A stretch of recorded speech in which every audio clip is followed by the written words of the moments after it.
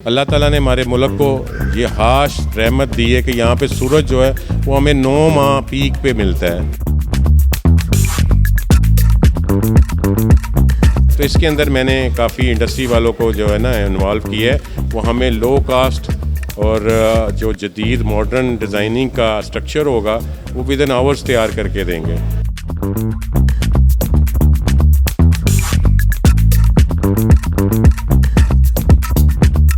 जो इंस्टॉलेशन करती है वो टीम लहदा है, उसके बाद आफ्टर सेल्स सर्विस को चेक करने के लिए दूसरी टीम है और इसी तरह इस पैनल्स को वॉश करना और इनकी बेहतर एफिशिएंसी लेने के लिए तीसरी टीम है।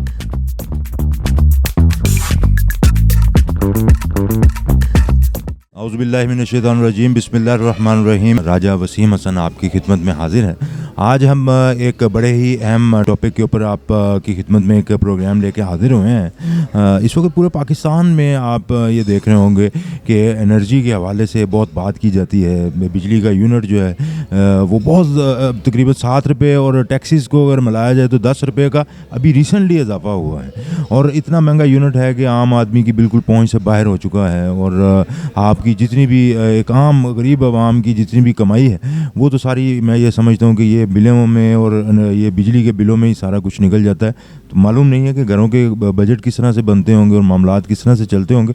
बहरहाल इस मौके पे, इस क्राइसिस के मौके पे एक बहुत ज़बरदस्त सलूशन जो सामने आया है वो ये है कि लोग अब मुतवज्जो हो रहे हैं सोलर पैनल्स की तरफ। ये सोलर एनर्जी का जो पाकिस्तान में एक बहुत बड़ा इनकलाब देखने में आ रहा है, इसी हवाले से हमने दरख्वास्त की है। हमारे साथ एनटेक सोलर सॉल्यूशन के CEO हाजी सज्जाद अनवर साहब मौजूद हैं जो कि इस फील्ड में बहुत एक्सपर्ट समझे जाते हैं। इनकी माहिराना राय बहुत अहम समझी जाती है और इनका गुज़िश्ता 15 साल से इस फील्ड में बहुत एक्सपीरियंस है। ऑल्दो कि ये स्टील इंडस्ट्री के भी बड़ी माने हुए और एक बड़ी मशहूर शख्सियत हैं, लेकिन आज हमने इनसे दरख्वास्त की है कि हमें सोलर पैनल्स का जो ये पाकिस्तान में इस वक्त एक इनकलाब देखने में आया है उस हवाले से थोड़ा सा गाइड करें ताकि हमारे पाकिस्तानी बहन भाई जो हैं वो भी इस सारे जो भी पाकिस्तान में इनके जो सम्राट हैं उससे वो फ़ायदा उठा सकें। अस्सलाम वालेकुम भाई साहब, खैरियत से हैं? सबसे पहले आपसे सिर्फ एक ये सवाल पूछता हूँ और उसके बाद फिर आप हमारी ऑडियंस को ये बताएं कि पाकिस्तान में जो इस वक्त एक इनकलाब आया है ये सोलर एनर्जी के हवाले से, और इस वक्त हर किसी की ख्वाहिश तो है कि मैं सोलर पैनल अपने घर में जो है ना वो इंस्टॉल करवा लूँ, मगर वो लगता अभी भी यही है कि गरीब लोगों की पहुंच से वो बाहर है और जो लोग अफोर्ड करते हैं वो तो बिजली के बिल भी दे सकते हैं। तो इन दोनों चीज़ों को आप किस तरीके से देखते हैं, ज़रा थोड़ा सा हमारे ऑडियंस को ये ज़रा प्लीज़ बताइए। जी, मैं बहुत शुक्रगुज़ार हूँ राजा वसीम साहब का। उन्होंने बड़ा अहम सवाल जो है ना वो उसकी तरफ तवज्जो मरकूज़ करवाई है। तो अल्हम्दुलिल्लाह जैसे उन्होंने बताया, मैं आज से 15 साल पहले, क्योंकि मेरा चाइना ऑफिस अभी भी उस वक्त था, तो मैंने देखा कि पाकिस्तान के अंदर मुस्तकबिल के अंदर एनर्जी क्राइसिस नज़र आ रहा है। लोड शेडिंग उस वक्त भी शुरू हो चुकी थी, लेकिन चूँकि उस वक्त बिजली सस्ती थी तो लोगों का इस तरफ रुझान ना बन सका। मैंने भी इसमें काफ़ी इन्वेस्टमेंट की जो कि मेरा लॉस हुआ, क्योंकि उस वक्त यूनिट सस्ता था और लोगों को एजुकेट करने में मुझे काफ़ी टाइम लगा। लेकिन अल्हम्दुलिल्लाह अल्लाह की तौफीक से मैं इस मिशन से पीछे नहीं हटा।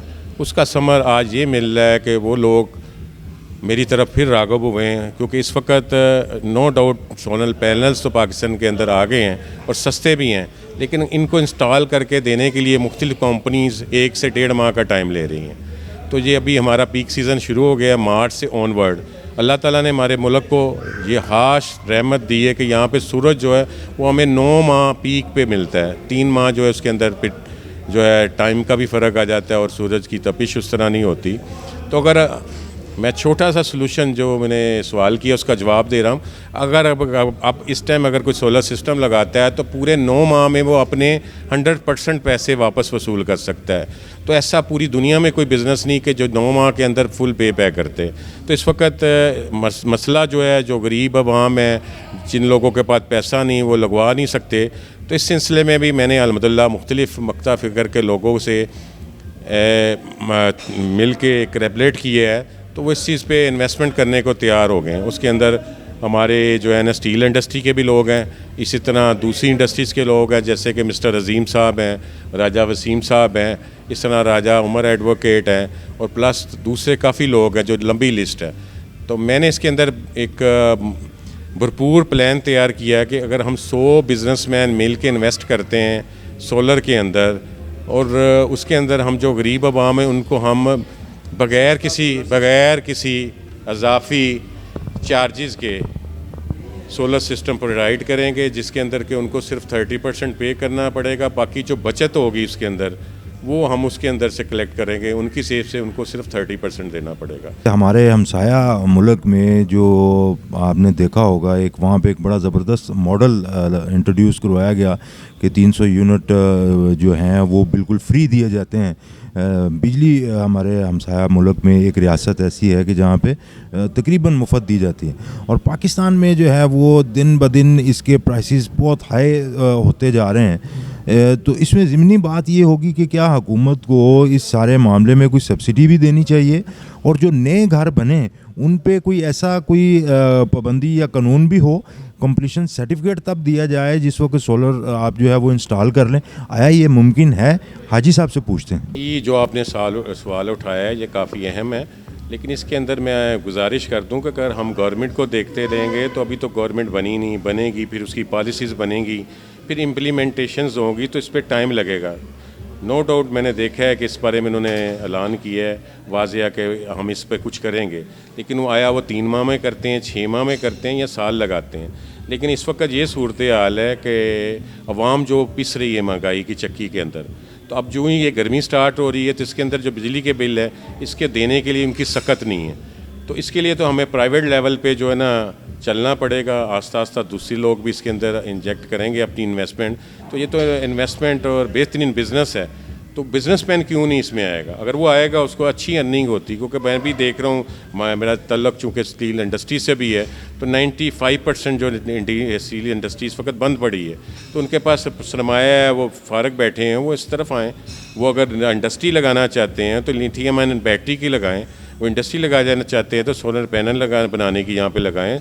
इसी तरह वो इन्वर्टर यहाँ पे प्रोड्यूस कर सकते हैं। इस बारे में मेरी जो ये एक्सपो हुई इसके अंदर मेरी काफ़ी चाइनीज़ कंपनियों के साथ मेरी मीटिंग्स हुई हैं, और वो जॉइंट वेंचर करने को तैयार हैं। वहाँ से मशीनरी वो प्रोवाइड कर देते हैं, इधर लैंड और जो सानवी इन्वेस्टमेंट है यहाँ के बिजनेसमैन करें, तो कोलैबोरेट होकर जॉइंट हैंड करके वो अपना भी फ़ायदा करें, अवाम का भी करें और मुल्क का भी करें।